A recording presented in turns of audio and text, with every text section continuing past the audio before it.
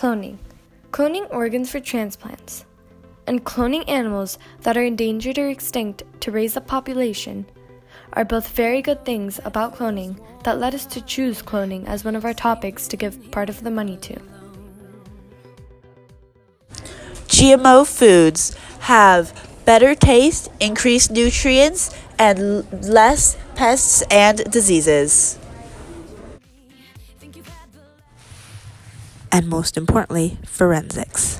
Forensics has many advantages in criminal court cases, such as identification of the criminal using fingerprinting or other DNA such as hair or semen. This is helpful in many cases, including but not limited to drunk driving, endangering life, criminal damage, child care proceedings, child abuse, arson, armed robbery, poison, torture, terrorism, sexual abuse, money laundering, and motor vehicle crime. Some disadvantages of it in criminal court cases is that it's expensive, it's slow, so oftentimes the result, the analysis of the DNA will come after the verdict is done, which is therefore too late for the perpetrator.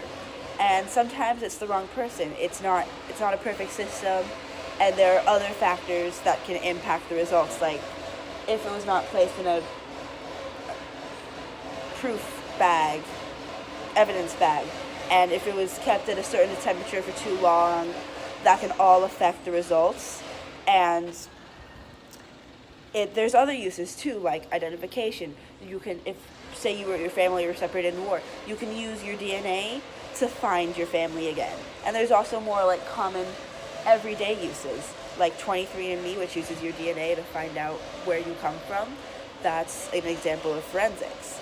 There's some advantage of this to identification is that some people say that it's invasive, it's just not good because it can lead to genetic discrimination. There are other uses of it too, in like more modern technologies, like in anthropology.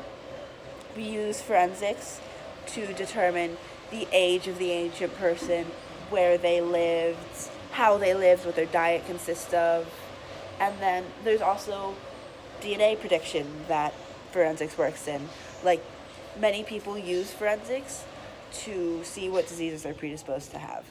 And then, in a famous example, Angelina Jolie found out she had an 87% chance of getting breast cancer, and then to minimize the chance of her getting it, she opted to have her breast removed. And that's why forensics is important, and we've chosen to give it $1.5 million.